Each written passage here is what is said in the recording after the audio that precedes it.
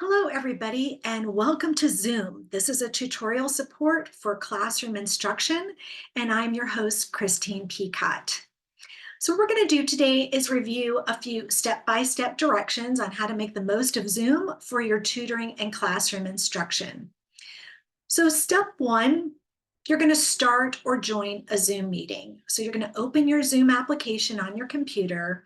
And if you have a meeting that you're going to join, you're going to join a meeting. But most of you will probably be scheduling a new meeting. And so that's this icon here with the calendar. So you would just click on that calendar and schedule a new meeting if you're hosting a new meeting. Within this icon, once you click on it and schedule your meeting and the time, you'll have a link that will populate, and you can actually send that link out to your participants so they can join you during that scheduled time.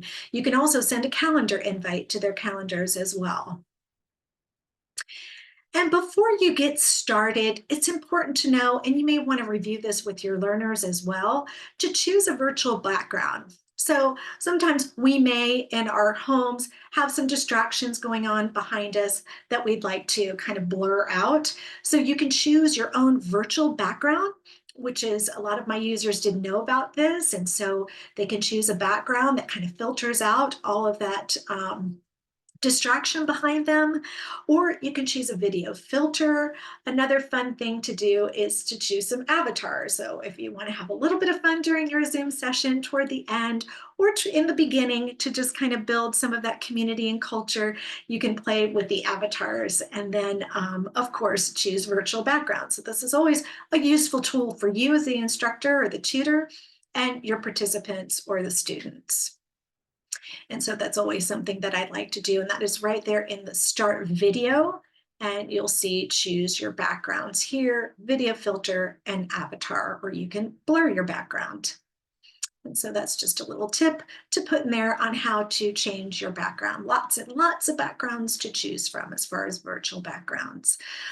Step two, you're going to familiarize yourself with the Zoom interface. So once in the meeting, you're going to be sure that you understand your tools, right? So you're going to do this with your learners as well. You're going to locate the chat button, you're going to locate participants list, and you're going to locate that screen share option. These are all very important features in Zoom when you're teaching through an online platform. And so what's important here are your participants. Notice there's a little one there that shows that it's just me in the Zoom session. But if I were to click on that, you'd see my name. All of your participants that enter in, if you click on this icon here, you'll see all of their names.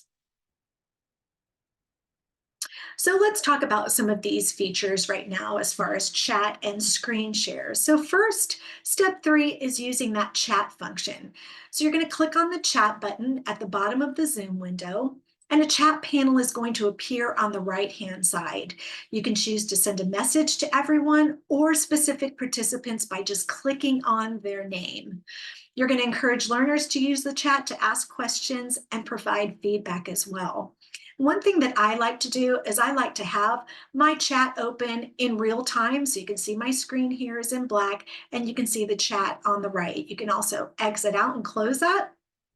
But I like to have it open just in case my learners are chatting to me and I can address those chats in real time. So I did send a message here. Hello all, welcome to the session, and putting that message in there to my learners before the session starts, just as kind of a visual cue to allow me to keep that open. So that's just a nice little feature that Zoom has, is it'll stay open for you once you post a chat, unless you close it.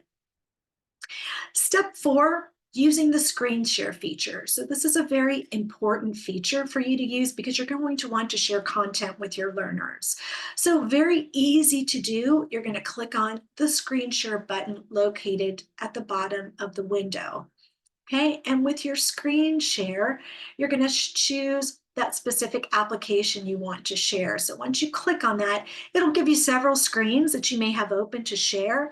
I generally just pick my desktop because I want to share what I'm seeing and I want my learners to see that too. But notice there are lots of windows that I have open, but I'm safe with desktop one. I do have dual screen, so it shows my desktop two here, but I just share my desktop one and then click share. And so learners will be able to see my desktop.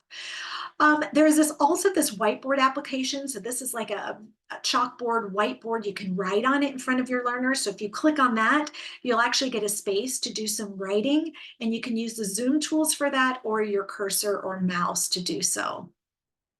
I like to click on one participant can share at a time so that I can share my screen and others can share their screens simultaneously. If you click on the multiple participants can share simultaneously. So depending on what your objective is, you can have multiple participants share their screens or one person can share at a time. So that's completely up to you, but there is that option that's noted there. If you click on that little caret, that green caret right next to screen share, you'll see these options. Step 5 is using the reactions icon, and my students love using the reactions. So we explore with this before we get started for class at the very beginning of our first session. So I have students click on the reactions tab and just explore. I have them raise their hand for questions, which is the raise hand feature here. I also have them practice lowering their hand. So once they raise it, they'll see a little prompt that says lower the hand. So I have them practice raising and lowering their hand, and then I can see what that looks like as the instructor. I have students also explore those additional options such as thumbs up, and the heart emoji, the laughing, clapping, etc. And these emojis will appear on the student's face tile or in the chat. It just depends on if you're screen sharing or not. The instructors have the options in the reaction tab by clicking on the small white, this little caret again, that little up arrow, to allow for a chime to be present when you have a hand up. So sometimes when you have multiple screens going on, it may be hard for you to see your users. So you can click on that little caret, that white caret up by reactions, and it says play chime for raised hands. And that'll play a chime letting you know that there is a question. So you can just chime out to the group. I hear that someone has a question. Please go ahead and state your question. Or you can look at for the raised hand in the student tiles. So facilitating discussions through the chat. So you want to prompt your learners to use the chat to share opinions, ask questions during the conversations. You also want to, like I mentioned earlier, monitor that chat for relevant contributions. You can address them in real time during the discussion. You want to have your chat bar open as soon as you enter the room, like I mentioned earlier, so you can monitor who's in the chat in real time. Sending that welcome message is always very helpful. And you can use that chat to post discussion prompts or additional resources.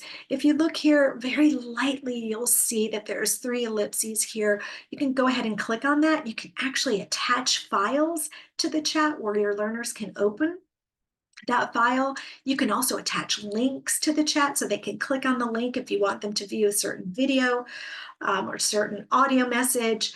A web link, you can post that in the chat as well. Your users can click on that link and it'll take them directly to whatever that link is in a new tab. So I always like having my students click on links, giving them 5 minutes, letting them know we'll be back, and then they post in the chat back, done, here, so that I know that my learners are all back with me. So that's a great feature for the chat. Breakout rooms. So if you do decide to have breakout rooms where you want to facilitate partnerships or small groups, you can do so with Zoom. There's a breakout rooms feature. I didn't have this breakout rooms feature on my Zoom when I first opened it, so I needed to allow my settings to toggle on so that I did have the breakout room. So you may have to do this, and it's very simple. So what you're going to do is first go to your Zoom and find your settings. It's on the left-hand side. Once you find your settings, click on it. And then in this next menu bar here, you're going to see in meeting advanced.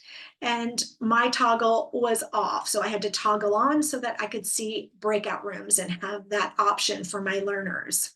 And so once I did that, I was able to go to my more button, and you notice here you'll see breakout rooms. So I can click on my breakout rooms now, they're there, and I can go ahead and have my breakout rooms ready for my learners. There's also captions here. So if you have some learners that need to read your screen and what you're saying, you can click and enable captions, and learners can read as you're talking as well. And then of course, your record feature, if you have any learners that miss the session, you can record the feature and send the link directly to their email or their cell phone via text message. You'll then see the option after you click on your breakout rooms, you're going to see the option to create your breakout rooms. And so by clicking on the up and down arrow, you can create the number of breakout rooms. So if you have 12 learners and you'd like 4 rooms, 3 in each room, you can go ahead and set that feature up, assign automatically. So you just click on 1, 2, 3, 4 rooms, and it'll automatically assign 3 learners to each room. Or you can assign manually. Sometimes I'll assign automatically and I want a different learner with one of the others in a different room. So I'll just move them before I open them up. So once you assign those automatically or manually, you click create, you'll see all your learners in the specific rooms, and it is there you can transfer them, and then you open the rooms. And once you open the rooms, your learners will be able to see that icon flash on their screen and they'll just accept it. It'll bring them directly into that room. One great thing about breakout rooms, I can go in and out of each breakout rooms and listen to my learners' conversations in real time. I can also address some misconceptions or misperceptions that they may have on a certain topic or add to a certain topic. Sometimes I'll just listen. I won't even put my video up. I'll have my microphone off and I'll just listen so I can bring those conversations back to the main room and I can share what I heard. One important thing about an online platform is to make the learning engaging. And we can do this by having learners lead the conversation. This is very important because we know when they're in their home environment, it can be distracting. And so we want to keep our learners as engaged as possible. And we can do this through really good question prompts and stems. So one thing that you can do is just announce to your learners that you'd like for them to take the lead on these conversations. Encourage your participants to unmute. It's really nice to see them if they have a video option to have their video open and share their thoughts and questions and their experiences. Facilitate the conversation by guiding and summarizing these key points. So what I did is I shared a few question stems for you to facilitate those conversations. These are very learner-centered questions. And so you'll notice there are reflective questions here. So what are your thoughts about this certain topic or concept we're covering? How do you feel about a certain concept or topic you're covering that day? Can you share an example from your own experience related to a certain concept or topic for that day?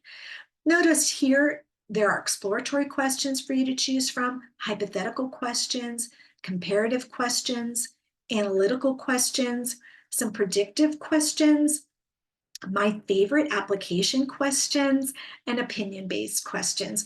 So these are just to get you thinking about how you can have a more learner-centered approach and facilitate those engaging conversations that are arrived from your learners based on these question stems. So we really want to allow our learners to lead the conversation. So you may have others. This is not an exhaustive list, but this will just get you thinking about that. So hopefully those are helpful.